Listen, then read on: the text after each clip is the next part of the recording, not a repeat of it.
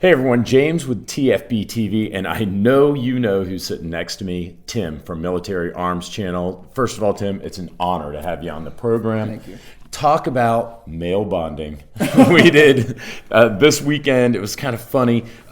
You had NRAM, the NRA annual meeting, and Tim's up here in Indiana, and the NRA annual meeting was in Indianapolis this year. So Tim said, "Hey James, why don't you come by? Let's shoot some guns." And this is something we've been talking about for a while. Tim and I, we've known each other for a couple of years, and one of kind of the running jokes was that Tim is a big old gun guy. You know, he likes new guns, he likes old guns, he likes all of them. I don't like old guns very much.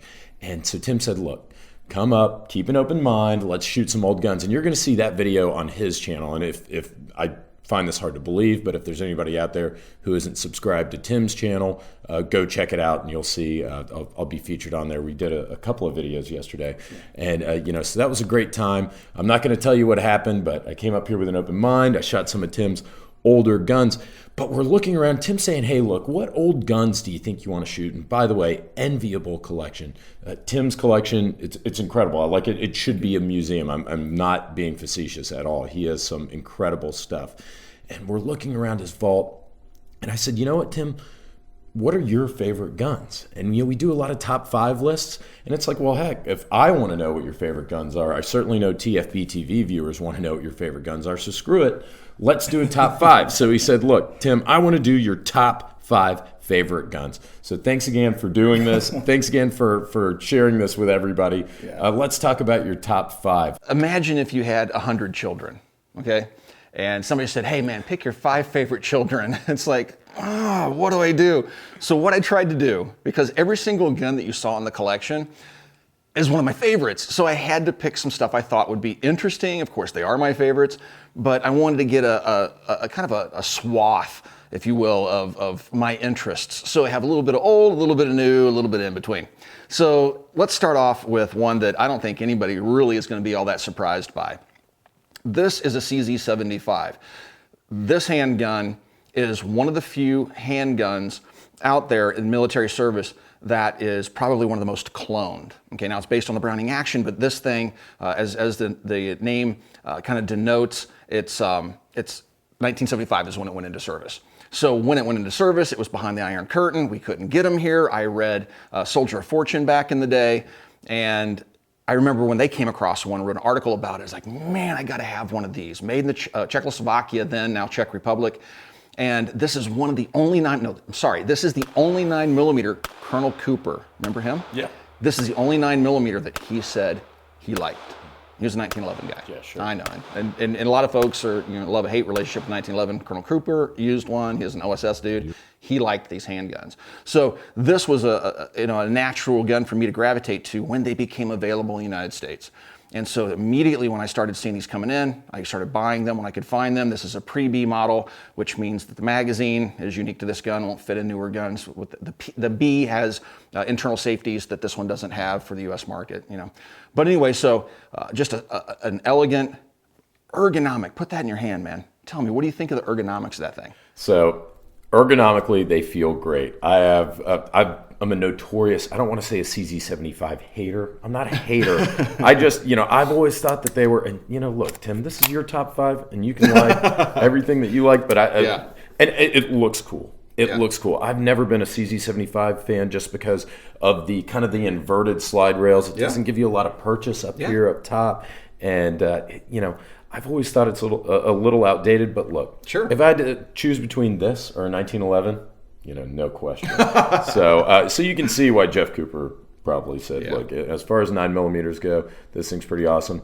But how many? This one's gorgeous, by the way. I mean, that one we looks refinished. like it looks really like brand new. Yeah. So we completely refinished that one at Copper Custom because it was completely, the finish was gone, and I wanted to put it back to its former glory. And I do shoot it, and I did a video with it, and then I have the one that we actually took out to the range and shot was literally a brand new, never fired pre-B that we shot just for your video. So that one was in original condition. And give Copper Custom a plug. Copper. Yeah. Okay, thanks, man. Copper Custom is our online store, and you can swing by and check us out at coppercustom.com. And we can do cool refinishing, also do retail sales and stuff like that, and manufacturing. Great. Thank you, man. So yeah, one of my favorites. Let's move on to number 4. Okay. Oh, we're putting them in order now. Okay. Oh, no, I'm just kidding. I already put enough pressure on you saying just pick 5. You can do it in any order you want to. I read left to right, so I'm going to do it. Okay. So let's talk about the Luger. Now, I know this is way out of your wheelhouse because of how old and obsolete it is, but this is one of the first successful automatic pistols for military applications. This thing served in 2 world wars. It's still, I mean, the Swiss wouldn't give these things up for the longest time. I mean, it is just an elegant handgun. Now, is it the most reliable? No. And, you know, the guys over at InRange did a mud test on it, and it just sailed through it, and it gave the false impression that these things are stupid reliable. The fact is, it's just shooting them. They're very ammo specific, get them a little bit dirty, and they stop working. But still, it's such an elegant handgun. Again, the ergonomics are through the roof. And here, this one is a World War I. This is a artillery Luger, World War I. It's unit marked on the front strap. This is the original leather, the original stock. This is very hard to find. This is one of my favorites in the collection. It does have little rifle sights you love back there, the forward rifle sights on the rear, which are adjustable out to very, very optimistic. What is it, 1,800 yards? Oh yeah, I'd love to see that. But yeah, it has a holster built into it, so you can take the Luger out, stick it in the holster, and then you can carry it around with the holster. And this whole concept of using a stock on a pistol was very, very common around the turn of the century. Something that we've kind of abandoned, but now you see companies like B&T coming back out with the USW and stuff like that. So what's old is new again, and that's what I was kind of wanting to talk to you about when we shot that video. So, and it's funny because Tim has been, and I'm so glad. I was like, please don't hand it to me. Please don't hand it to me. Please.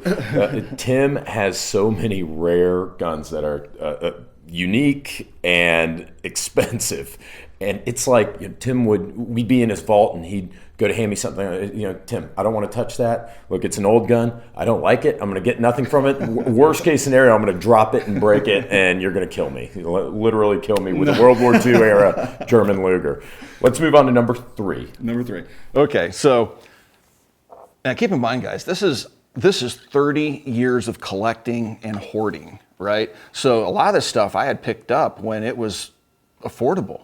And you could pick these things up before all the bans started happening.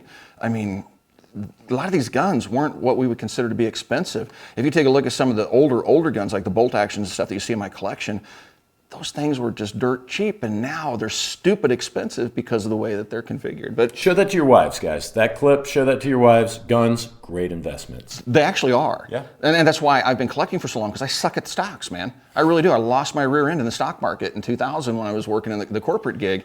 And I said, that's it. I'm just buying guns because I know how to buy them and invest in them. So these are my investments. Yeah, from trading stocks to shouldering stocks. Man, that's a great one. You're really good with those one-liners, man.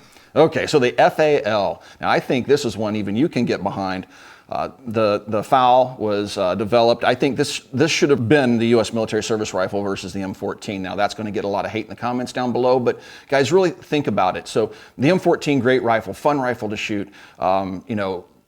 The Garand had just brought us through the Second World War. It's loved by all Americans. The M14 was, a neat rifle, but it was obsolete the day it went into service.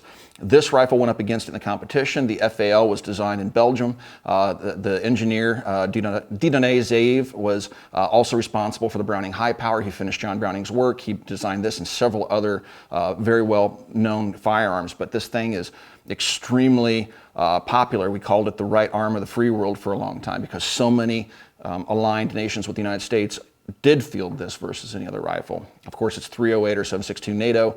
This is what a lot of people would call a Congo. It has the short paratrooper barrel on it, fixed stock, but it still retains its carrying handle. And it's just a super easy rifle to maintenance. It just hinges right open, pull the guts out, clean it, put it back together, and she's back in the field. It's just a very easy to shoot, comfortable 308 with an adjustable gas system. You can tune it so it doesn't beat you to death. They're actually usable in full auto where the M14 wasn't. I mean, it's just a great rifle. And of all the guns that are in your top 5, we talked about this yesterday a little bit. I said this would probably be in mine. I think the FAL, it's a great platform. It was ahead of its time. It's very user friendly. That's my problem with a lot of these older guns is either they're not user friendly, like they have poor ergonomics, or they've got poor poor mechanics, or they're not reliable, or they're too big for the caliber they're shooting. And none of that's true with the FAL. The FAL is very usable. It's easy to maintain. It's even modular. You've got companies like DSA putting out, Midwest Industries, I'm sure, putting out foregrips, new top covers, accessories, and it has carried on into the 21st century. Right. So I think the FAL is a great pick. That of your top 5, that's my number 1. But now let's get to your number 2, something that I'm a little less enthusiastic about. Okay, so we talked about the M14 there briefly, talking about the FAL. So let's talk about what the Italians did. So this is a BM59. This is an Alpine model. So there's the folding paratrooper stock. But this one is an authentic BM59 that the Italians had modified. And what they had done was, at the end of World War II, they had a surplus of M1 Garand rifles laying around, and having just gone through a world war, their economy wasn't in great shape, and they were looking for a military service rifle that was more modern. So they took a look at the M1 Garand and how they could modify it. Same thing the U.S. military did. At the Springfield Armory, they took a look at the M1 Garand, like, well, let's just modernize this. Let's put a 20-round detachable magazine in it. Let's change the gas system around and put it back into the field, because it just brought us through one of the great wars. And so the Italians, Beretta in particular, did the exact same thing, but they actually used M1 Garand receivers, cut the guts out of them, put a magazine well in there, and then changed the gas system around, put a grenade launcher on here, and then of course this one's the pair with the folding stock, which is very easy to do and very easy to pinch yourself with. You just grab that, close it, push the button, and boom. Now the cool thing about the Alpine model is, I should also mention, this has an integrated bipod, and a lot of guys will say that this is a superior rifle to our own US M14. And I would agree to a certain extent.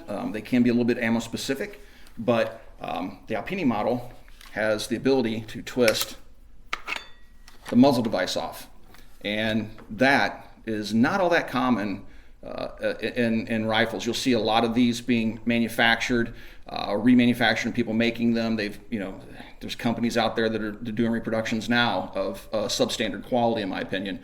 But finding one that has the original barrel with the original lug and the original muzzle device. Yeah, so I mean, it's really cool. I mean, the sights are M1 Garand. It's a very easy rifle to transition to if you like the M14 M1 Garand.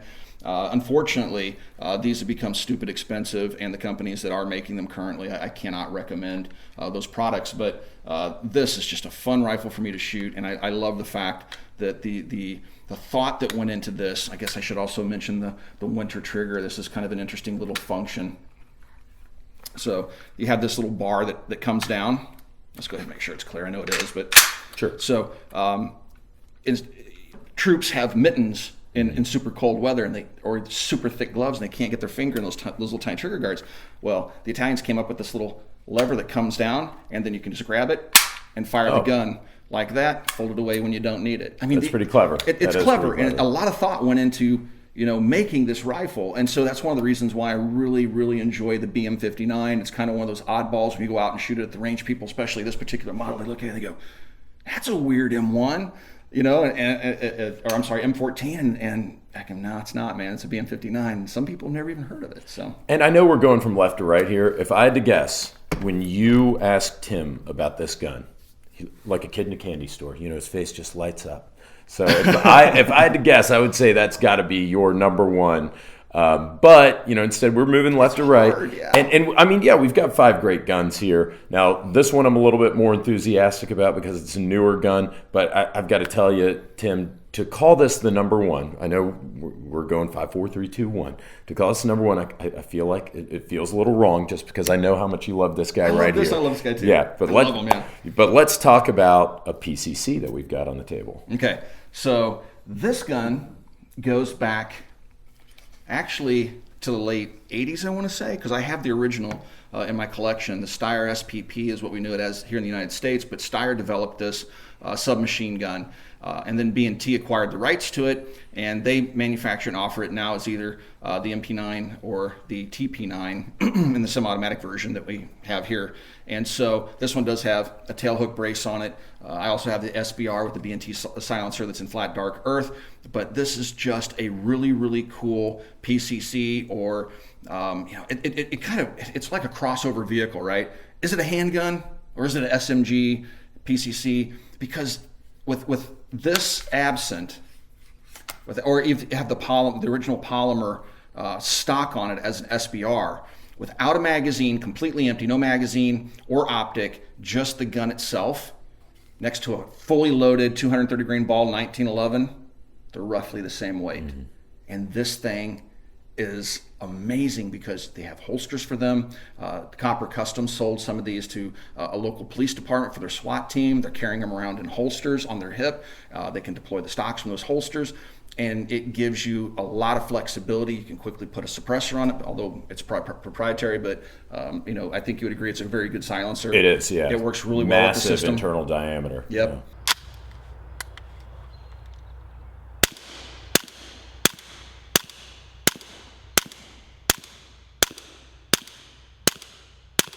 So it has a really, really good suppressor that goes along with it. And it's just a great little tiny 9mm that I've shot effectively past 100 yards. And I'm a big SMG nerd. I'm a big PCC nerd. I saw so many awesome ones in your vault. Why this one? Why more than, say, like the APC-9 or anything else? An Uzi even, Like, why this? Yeah, sure. So that's where we get into when you say pick 5 of your favorites, I wound up picking 5 of the ones I think are kind of fun to talk about, interesting, and some people may not know, like the BM59, or some people know, like, yeah, man, go foul.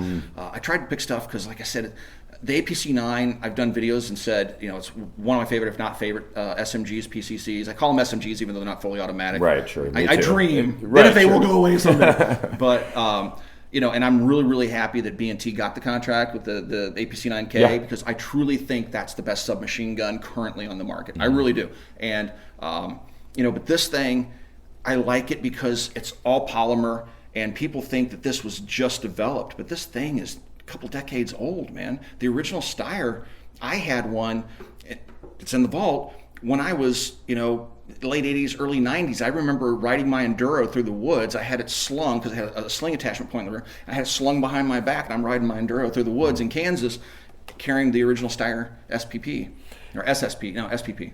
So again, man, the nomenclature of all these guns I try to keep in my noodle. Oh, I know. It's like, what? I can't imagine, yeah. But so that it's a very simple gun to use. The controls, B&T totally modernized it. This one, they've gone, and we'll just double check. We know it's empty, but they modernized the selector lever. The original had a push cross block safety. Early versions the B&T did. This one now has a selector lever that's up and down, which I think is more intuitive.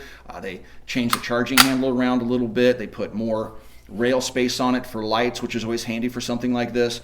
And it's just the ergonomics, the size, the utility of it. It's just a fun gun to shoot, man. Absolutely. And I've got to say, Tim, first of all, this has been awesome. We spent all day at the range yesterday. In the rain, even. Yeah, in the rain. If it ain't raining, you ain't training, right? That's right. There's some good content coming. We really enjoyed just talking. Everything flows naturally. We're both gun nerds. Even though Tim's more excited about certain other things, I'm more excited about certain other things, but that's what makes guns so great, as a topic. So we were vibing this weekend. We had a great time. Tim has been a great sport. To say, hey man, this entire vault, and as much as this guy loves guns, you should have seen the tortured look on his face when I said, look, can you just do me a favor? Tim, do me a favor. Pick 5. Can we do a top 5? Really. How many times I pace around going, yeah. Oh, I don't know. If we did this, if I asked him 2 years from now, like, what are your top 5? He'd probably pick 5 different ones. But he was a great sport because I was really interested. I'm like, what 5 guns do you love? And I figured you guys would be interested too. So I hope you enjoyed this video. Once again, Tim, it's been an honor and a privilege to have you on the program. Thanks for having me. And we are definitely going to do this again. I really appreciate you coming up here on your own dime to come visit, to do this, because we had talked about, the whole old gun versus new gun thing, and you know, it's kind of like a dream. Would it really happen? You know, like, oh, you know, we're both so busy, it's never going to happen. And here he is. We did it. We had a blast. I can't thank you enough. And to those of you watching, TFBTV is one of my favorites. I remember watching this guy before I actually met him, and I was like, dude, I think we would get along. And so it's just been fun. We've done a little bit of travel together, and having you come up from the NRAM and visit, man, through the roof excitement, a lot of fun. Oh no, I mean this was like Disney. This is like the Disney of guns. So guys, you know, Tim is a big advocate for the Second Amendment. We are guns, not politics. If you want, I have something I call it the 4-step plan. It's like we like it when people go out there, they play Call of Duty, and it's like guns are kind of cool. Then they see John Wick, and they're like, okay, guns are really cool. Then they look up, you know, maybe how to shoot like John Wick. They'll see a TFBTV video. We don't do politics. And then step 4, they're wearing a military arms challenge shirt. And they're, you know, we're trying to get them over to Tim. They're attending rallies and defending the second, yeah. And Tim has just like TFBTV, we both have Patreon accounts. So get on Patreon, guys. That's one of the best things that you can do to support us, to support the industry. YouTube demonetizing our videos left and right. It's getting worse and worse and worse by the day. So please support Tim, support TFBTV. Guys, thanks a ton for watching from me and Tim. We really appreciate your patronage. We really appreciate your viewership. Have a great week. Take care, guys. Thanks for watching.